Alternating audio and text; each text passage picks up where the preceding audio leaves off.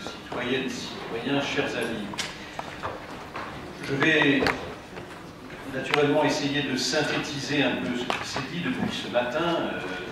Vous ne m'en tiendrez pas rigueur si j'oublie un certain nombre de choses, mais c'est la difficulté de la tâche. Et puis, je vais tenter de dégager quelques pistes pour l'avenir. Cela n'a pas été peut-être, à mon avis, et donc je corrige de moi-même, souligné dans le sursaut du 11 janvier.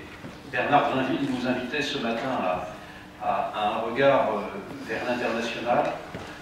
Je crois que la présence d'une cinquantaine de chefs d'État et de gouvernement le 11 janvier, c'est-à-dire 48 heures après la fin de ces attaques barbares des 7, 8 et 9 janvier, la présence à Paris d'une cinquantaine de chefs d'État et de gouvernement réunis en moins de 24 heures et qui venaient battre les pavés parisiens, quels que soient les reproches qu'on a pu adresser, qu'on peut légitimement adresser à certains dans la conduite de leur pays en termes de démocratie, je crois que c'est un indicateur fort de ce que représente notre pays, les principes qu'il porte depuis plus de 2 siècles, et combien il y a une mobilisation autour de ces valeurs, y compris de la part d'un certain nombre de chefs d'État qui ne s'inscrivent pas dans une tradition occidentale, chrétienne. Il y a une indication sur le rôle que joue la France en tant que représentant précisément, en tant que baromètre des libertés. Je crois que cette présence-là, et je pense en particulier au roi de Jordanie, au président malien et un certain nombre d'autres, de tous les continents, est probablement une dimension que nous n'avons pas suffisamment mis en exergue. Alors, après le 11 janvier, tout le monde s'est dit plus rien ne sera jamais comme avant. Il faut des mesures fortes, il faut des mesures énergiques pour que, d'abord, sortant de l'angélisme, nous prenions la véritable mesure de ce nouveau fascisme, pour reprendre l'expression de Philippe Guglielmi, et que nous puissions y remédier. Moi, j'ai le souvenir également fort, cela a été souligné, de cette séance du 13 janvier, ici même, dans l'hémicycle de l'Assemblée nationale, avec des interventions extrêmement fortes de tous les représentants des groupes politiques de la majorité de l'opposition, de ce discours du Premier ministre qui a été applaudi par tous, de cette Marseillaise entonnée dans cet hémicycle, ce qui n'avait pas été fait depuis près d'un siècle. Et donc cela, effectivement, nous oblige. Voilà un premier constat. Un deuxième constat, je m'en remets à cet entretien qui avait été donné dans Libération le 11 janvier. Donc c'était effectivement très peu de temps après les événements, immédiatement après. On interrogeait un monsieur Ba Amadou, 42 ans, éducateur spécialisé à Paris. Et ce monsieur disait « Je suis sénégalais, j'ai l'âge du policier qui s'est fait abattre froidement et j'ai les plus grandes craintes pour l'avenir. Les discours politiquement corrects, le refus des amalgames, c'est très bien. Mais la fracture est telle au sein de la société que je la crois irréversible. Je suis éducateur spécialisé, je côtoie des jeunes qui sortent de prison, en rupture sociale, sans repères, sans valeurs. Leur discours est haineux vis-à-vis de la France et de ses valeurs. Le combat séculaire pour la tolérance et la liberté est menacé par ces brebis égarées. Elles sont plus nombreuses que beaucoup semblent l'imaginer. Sans action politique forte, les choses vont s'aggraver. Au risque de choquer, poursuivait-il, je suis sensible aux initiatives prises par les États-Unis comme le Patriot Act, la tolérance zéro. Il faut nommer les problèmes et les combattre. Dans les prisons, il y a des prédicateurs, des personnages ignobles qui enrôlent les jeunes. Il faut travailler, agir pour les en empêcher, etc. etc. Voilà un constat qui n'est pas établi par les gens qui, a priori, nous inciteraient à des mesures anti-républicaines. Alors ce constat, il a été fait par beaucoup, c'est la faiblesse de la République, la faiblesse de l'affirmation de ses principes. Il faut, cela a été dit aussi, faire ou refaire prévaloir l'ordre républicain, mais pour le faire prévaloir utilement et intelligemment, il faut le faire prévaloir partout et pour tous. il ne peut pas y avoir deux poids, deux mesures. Et si on le fait prévaloir dans les banlieues, il faut aussi le faire prévaloir en Bretagne avec les bonnets rouges, à la salle de Notre-Dame-des-Landes, dans le Tarn, ou vis-à-vis des agriculteurs qui brûlent le Parlement de Bretagne ou qui dégradent des bâtiments publics ici ou là de manière régulière. Donc la restauration de l'ordre républicain, oui, partout et pour tous. Le constat aussi, il a été aussi un peu amer vis-à-vis des explications. On le voit régulièrement dans certains journaux, et étant un lecteur régulier de Libération, je vois à quel point nous pouvons faire le constat, cela a été dit ce matin, d'une forme de victoire intellectuelle de l'extrême droite. Pourquoi?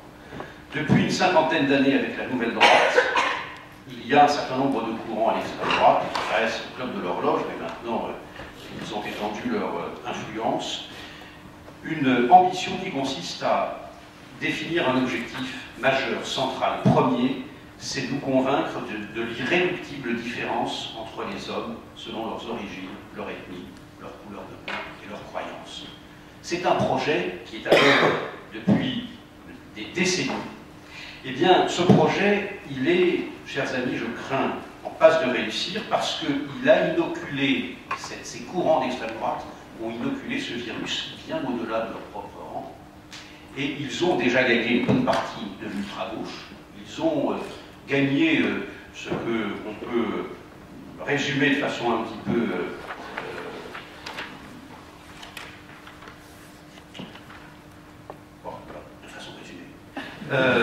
le gauchisme culturel, dans lequel il y a cette lecture qui prévaut, que les gens se définissent d'abord par leur couleur de peau, par leur religion, par leur ethnie, par leur origine. Et cela, c'est une conquête qui a été réalisée. C'est une grande conquête de l'extrême droite culturelle. Et je crois que nous devrons en prendre totalement la mesure. C'est cette lecture, encore une fois, où nous sommes tous, mais en particulier ceux qui ne sont pas, je dirais, dans la majorité, dans une forme d'assignation identitaire. Ça correspond à une ethnicisation, à une racialisation des rapports sociaux. Et cela, on peut en faire le constat lorsqu'on lit un certain nombre de journaux, lorsqu'on lit un certain nombre de déclarations de responsables politiques. Je ne détaille pas, mais on pourrait trouver des exemples nombreux. Il y a aussi une réalité qui se traduit très concrètement de cette conquête réussie. C'est lorsque nos responsables publics, lorsque les médias parlent de communauté. Eh bien, souvent ils le font sans vouloir faire mal, mais ils entérinent une lecture essentialiste, différentialiste des rapports sociaux. Et, chers amis, je pense que vous serez d'accord avec moi, personne n'est réductible à une identité, fût-elle religieuse. Penser cela, c'est faire injure à l'humaine condition. Le constat également, Bernard Drinville l'a montré avec éloquence aussi avec le cas du Québec, c'est ces accommodements raisonnables successifs auxquels nous avons cédé et qui, à force de devenir raisonnables en s'accumulant, deviennent déraisonnables lorsque, de manière insidieuse ou ouverte d'ailleurs, c'est la loi de Dieu qui vient s'imposer, qui vient se substituer à la loi des hommes. Car c'est ça la réalité. Finalement, on pourrait résumer le débat à cela. Voulons-nous continuer dans la filiation des Lumières, des combats républicains, sociaux, laïques, à vivre sous l'empire de la loi des hommes, ou nous soumettre à celle de Dieu, quel que soit le Dieu?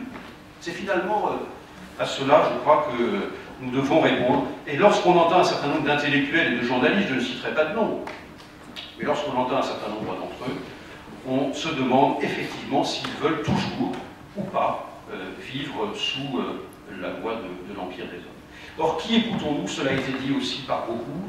Depuis une vingtaine d'années, quelle est la parole que nous privilégions dans les médias, dans les débats, lorsque on écoute, lorsqu'on voit comment les choses sont organisées? Ici même, d'ailleurs, à l'Assemblée nationale, j'ai vu qu'il y avait un certain nombre d'auditions qui étaient menées depuis quelques semaines, et on auditionnait un certain nombre de gens qui ont un discours contre la République qui est absolument saisissant. C'est saisissant d'entendre un certain nombre de propos. On aurait pu imaginer autre chose après le 11 janvier.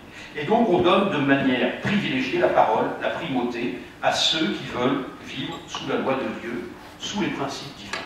C'est ceux-là qui sont d'abord mis en avant. C'est d'abord ceux-là, c'est d'abord les plus extrémistes, c'est d'abord les plus intégrés.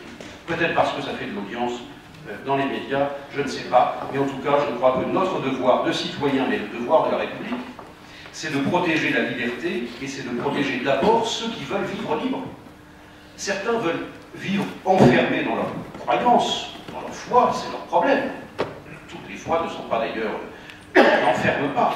Mais il y a un certain nombre d'intégrismes qui enferment, un certain nombre d'intégristes qui veulent, qui revendiquent cet enfermement. Je crois qu'il faut cesser de leur donner la parole de cette manière privilégiée telle que nous le faisons, pour donner la parole à d'autres, à ceux qui veulent vivre libres.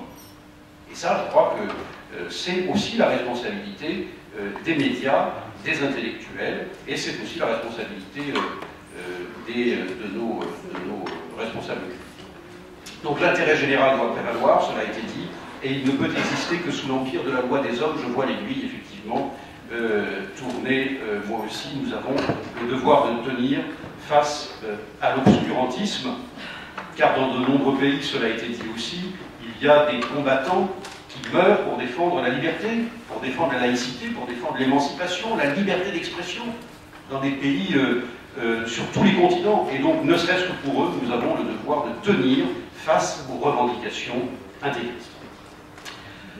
Rendons-nous compte à cet égard du signal qui est donné parfois par certains reculs, et j'en veux pour preuve, cela a été dit cette semaine, en laissant cette proposition de loi sur la neutralité des personnels de crèche, en écartant ce débat. Cela signifie pour beaucoup de nos concitoyens que le débat est interdit, on ne peut pas le mener, que les partis républicains sont incapables de le mener, qu'ils esquivent, qu'ils ne veulent pas l'aborder. Mais rassurez-vous, ou plutôt inquiétez-vous, d'autres disent qu'ils vont le mener. Et je pense au Front National, et lui, il le mène. Pendant que les partis républicains l'esquivent, d'autres le font. Et l'extrême droite, cela a été dit ce matin, Gérard Delfaux le disait dans un communiqué du Front National sur une autre affaire, elle en fait son miel. Et au lieu d'apporter des réponses républicaines, conformes aux principes universalistes, conformes aux droits de l'homme, eh bien, l'extrême droite, nous le savons, elle apportera des réponses dont elle a l'habitude, la désignation d'un bouc émissaire, l'exclusion et la haine. Alors, je crois que si nous voulons continuer à faire gonfler les scores du Front National, il faut poursuivre dans ce sens. J'en viens à ma conclusion, rassurez-vous. Sur ces questions de loi, on a parlé de l'université, on a parlé des entreprises, on a parlé des personnels des crèches. Moi, je ne sais pas s'il faut des lois dans tous ces domaines. Je ne sais pas, je n'ai pas de certitude. Mais en tout cas, il faut mener le débat. C'est absolument impératif qu'en République, entre républicains, nous ayons le débat. Les entreprises, les hôpitaux, pourquoi interdire le débat? Parce que l'interdire, c'est laisser, encore une fois, seul le Front National le mener. Et je crois qu'il faut, beaucoup d'élus locaux se sont exprimés aujourd'hui, ils ont montré parfois dans quelle forme de solitude ils étaient parfois affrontés, seuls face aux réalités. Moi j'ai entendu parler, cela n'a pas été dit aujourd'hui, j'ai entendu parler de beaucoup d'élus locaux qui sont traînés devant les tribunaux administratifs par des parents parce qu'ils ne servent pas de repas religieux, à prescription religieuse dans les cantines scolaires, et des tribunaux administratifs, des élus sont traînés devant les tribunaux administratifs chaque semaine. Je crois que le devoir de la République, c'est de protéger les élus de la République face à ces offenses. Tout cela, mes chers amis, est simple. Pascal-Éric Lamy a eu raison de le rappeler tout à l'heure, en évoquant la mémoire de Jean Zay. Souvenons-nous quand même, Jean Zay, qui va rentrer au Panthéon, si nous voulons honorer sa mémoire dignement. Rappelons-nous des circulaires qu'il a émises en 36-37. Sur la protection des enfants par rapport au prosélytisme religieux, politique et philosophique. Il n'y a pas besoin de loi. Je ne sais pas si cela peut s'appliquer à nouveau de cette manière-là, mais en tout cas, il y avait une certaine forme de courage face à des offensives qui étaient, pas seulement religieuses, mais en tout cas, qui voulaient instrumentaliser les enfants. Et dans cette affaire, dans l'école comme dans les crèches, ce que nous devons avoir d'abord à l'esprit, c'est l'intérêt de l'enfant. C'est pas l'intérêt des Allemands, c'est l'intérêt des enfants, de ces citoyens en devenir. Et nous devons, je crois, c'est le devoir de la République, les protéger contre des formes de prosélytisme dont ils peuvent être l'objet. Ce qu'a fait Jean Zay en 1936 et en 1937, je crois que nous pourrions aisément honorer sa mémoire en faisant au minimum la même chose. Et regardez un exemple de ce débat interdit. La ministre des Droits des Femmes, qui la semaine dernière, ou une dizaine de jours, dit, parlant de la question des signes religieux à l'université, dit je suis plutôt pour une loi. Comment elle se fait injurier? Comment elle se fait menacer? Des tribunes dans la presse incessantes, quasiment une par jour, pour la traîner dans la boue. Mais c'est absolument invraisemblable. Elle a simplement participé, contribué au débat, en donnant sa contribution, en donnant sa pierre. Et elle est injuriée, c'est absolument invraisemblable. Cela démontre qu'il y a une emprise de ceux qui veulent vivre sous la loi de Dieu et qui interdisent un certain nombre de débats. C'est ça la réalité. Alors les propositions, rassurez-vous, je finis vraiment. Nous n'en avons pas de solution miracle pour le comité laïcité république, sinon ça se saurait depuis longtemps. Nous avons regardé avec faveur ce qui a été dit par l'exécutif depuis 2 mois. Nous avons, notamment sur l'école, je pense que tout ça va dans le bon sens, sur la citoyenneté. Il y a eu un comité interministériel la semaine dernière qui a arrêté un certain nombre de propositions, notamment sur la langue française, l'apprentissage de la langue française. Je crois que tout ça va dans le bon sens. Il y a aussi des choses qui vont dans le mauvais sens. Je pense que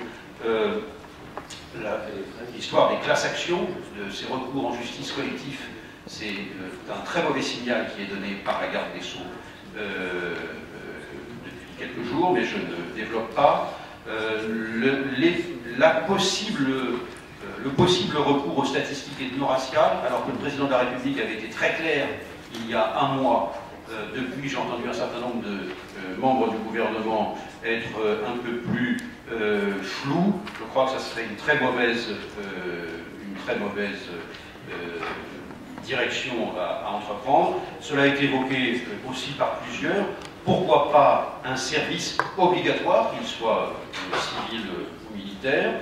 Cela, en tout cas, permettrait, cela a été dit à plusieurs reprises, de démontrer à nos jeunes que s'il y a des droits en République, il y a aussi des devoirs. Et puis, pourquoi ne pas imaginer, mais ça c'est plutôt moi qui vous le suggère, pourquoi pas imaginer une grande campagne dans laquelle on expliquerait ce qu'est la citoyenneté, ce qu'est la République, ce qu'est l'égalité des droits, ce qu'est la citoyenneté, ce qu'est la laïcité, et une grande campagne d'information qui passerait bien entendu par les canaux des médias auxquels les jeunes sont les plus sensibles. Sur l'école, cela a été dit, Jean-Pierre Chevènement, je crois, a tout dit sur ce point. Charles Coutel avait déjà bien déblayé le terrain ce matin. Madame Guérousse, vous l'avez aussi abordé. Je crois, pourquoi pas, si nous avons vraiment beaucoup de dispositions à prendre, pourquoi pas imaginer une forme de loi cadre, ou en tout cas un dispositif législatif qui pourrait être soumis à référendum pour voir si l'esprit du 11 janvier, pour relever la République laïque, est toujours présent. J'en termine vraiment pour vous dire vraiment en 2 mots que je crois que nous sommes quand même, cela transparaît à vous écouter tous, que nous sommes face à une urgence. Nous sommes face à une urgence parce que nous ne pouvons plus débattre de ces questions comme nous le faisions il y a 15 ans. Il y a des échéances électorales, nous l'avons vu le 25 mai 2014, qui ont placé le Front National en tête des partis, et très nettement. Nous avons dans une semaine, dans 15 jours plutôt, de nouvelles échéances, les 22 et 29 mars. Nous avons le 4 avril le 3e tour dans les conseils départementaux, les 6 et 13 décembre les régionales. Je crois qu'il est peut-être encore temps d'inverser la tendance avant 2017. Je crois qu'un grand danger nous guette, et que pour cela, il y a absolument une nécessité de relever la République laïque, de réaffirmer les principes républicains, et pas simplement de les réaffirmer dans les discours, mais de les faire s'incarner dans les actes. Voilà un petit peu, je crois, les grands axes de